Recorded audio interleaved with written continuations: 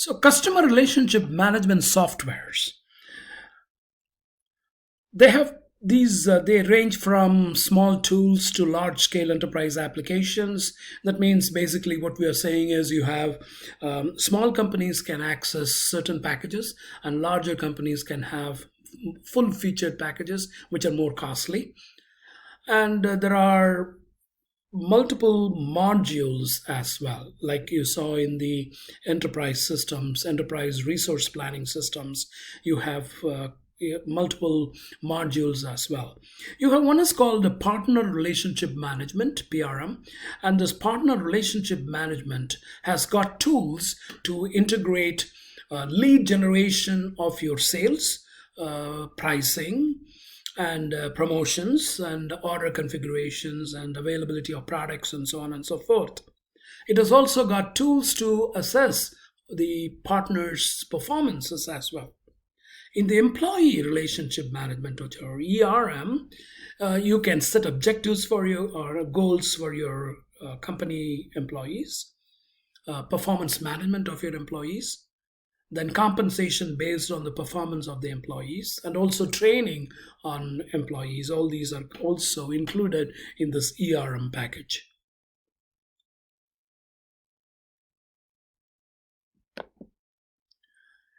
The CRM packages typically include tools for Salesforce automation, and it's called SFA. So, Salesforce automation is how to generate prospects, sales prospects, and contact information, how to store them, and then and also say how to quote generation capabilities or sales code of sales for sales generation capabilities, and so on and so forth. The customer service package includes assigning and managing service requests and also self service capabilities. Marketing includes how to capture prospects and customer data, and scheduling and tracking various marketing campaigns like mass mailings and emails and so forth and so forth, as well as how to do cross selling of your products. CRM systems support marketing, and usually CRM supports in a typical company. They have, for instance, about 29% goes for direct mail campaigns, and about 30% for telephone campaigns, about 16% for web campaigns, and 17% for email campaigns, and a very small portion for social media. But actually, this is changing. The promotional campaigns are expanding for social media. So, this is where things are going to be in the future. So, instead of the telephone part of it, you're going to have more and more social media kind of marketing. The CRM software capabilities, as we talked about, include sales, marketing, and service, right? And in sales, you have account management, lead management, so on and so forth. In marketing, you have various campaign management, events management, marketing operations, analytics, and so on and so forth. In service, you have delivery service as well as returns management, which is also called reverse logistics, and also call center and help desk, and so on and so forth.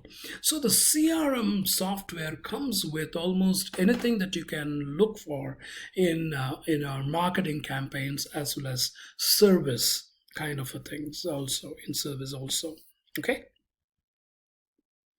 and this is one process map for customer loyalty management. So basically, you receive a service request, you obtain customer information. This can be done in a call center, and the call center guys can go into a customer database and pull out the data, and they can look at the customer information. And if the customer information is not available, then you route it to the best agent. Suppose I'm getting a service request and I cannot find certain information. I route it to the best agent who will do the service for the customers. If it is available, then I can talk to the customers and then I can do it quickly, and you can provide special services, offers, and other things. So this gives you a high level of loyalty. So this is a customer loyalty management process. There are in CRM, you have two different CRM. One is called operational CRM, the other one is called analytical CRM. The operational CRM basically, this is anything to do with customers. So anything to do with customer who is having some problems and all that stuff.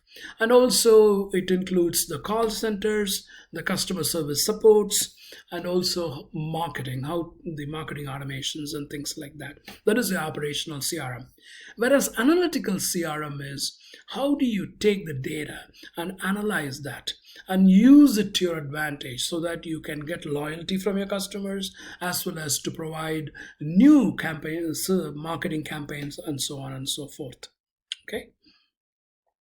The analytical CRM database or a data warehouse has got where basically you have a data warehouse. And remember, we talked about data warehouse long back. So data warehouse in a review basically is this. You have an operational database. Okay, this is the database where all your transactions are going to be, the current transactions are going to be stored. Periodically, I'm going to empty this database to a data warehouse. So the data warehouse, this is the future data. This is the past data.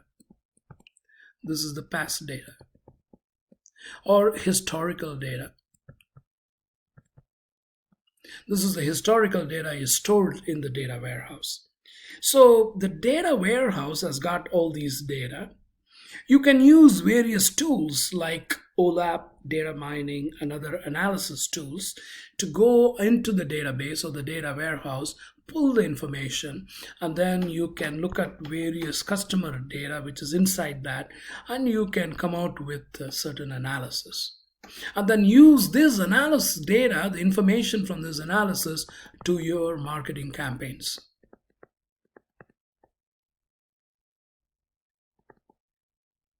Okay, and that's how these are used. There are challenges for all these enterprise applications. So far we talked about three different enterprise applications. One is the CRM, the supply chain management, and the enterprise resource planning. Those three enterprise applications or systems has got various challenges. First of all, they're highly expensive. The cost of ERP project is almost like in $1 million.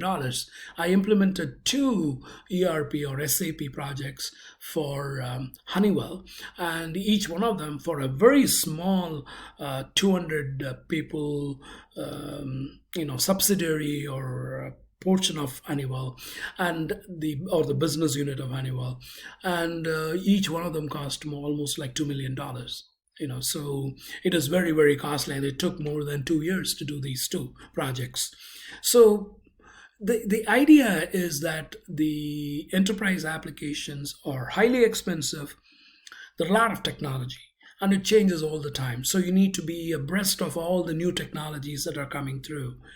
The changes in the business processes are going to be reflected in the enterprises, and that has to be also put into the enterprises. So some of the best process people inside the company has to take off their regular duties and then fulfill or introduce or maintain these huge processes which are going to be inside these softwares. Then there is a lot of learning, a lot of training inside the company to know the technology, to understand the processes in it, and how the procedures that how to go about it, so on and so forth. That's also very costly. There are switching costs. The companies might be having databases already, and they need to export that data into the new system. and that takes a lot of time and money and energy. And also, it depends on the software vendors as well. And also, the data has to be cleansed, that be managed. You need to have a standardized data and all these things. So these are the challenges of going to enterprise systems. But there are a lot of benefits of having these enterprise applications. The next generation enterprise applications, I want to talk about only a few of them. One is this is the big one, the enterprise solutions and suites.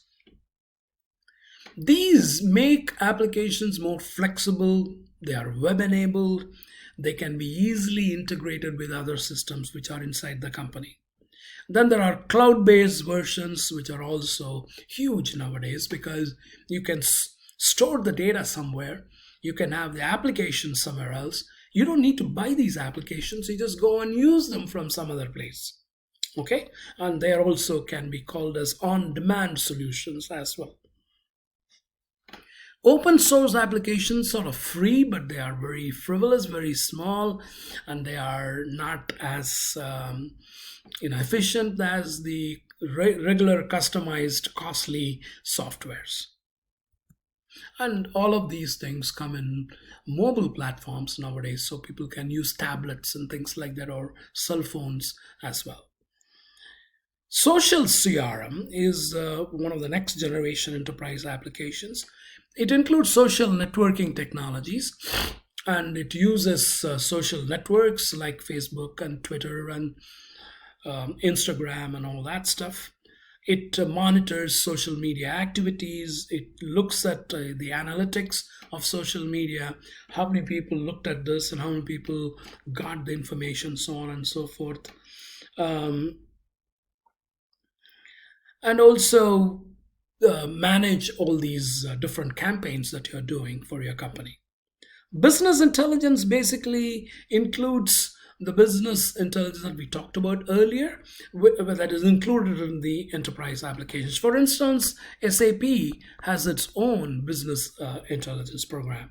So not only it collects the data, but also it has got tools to analyze the data so that you can form various strategies and marketing and production and operations and purchasing and all that stuff. All these things also lead to reporting, which is a little very flexible than ever before. And you can do ad hoc analysis, that means any analysis at any time. You can analyze data for what if scenarios, as well as you can use it in Excel sheets and things like that to view them as graphs and things like that, which are called data visualization. Okay, and that is the end of chapter 9. So please go through these videos and then do the in-class exercise.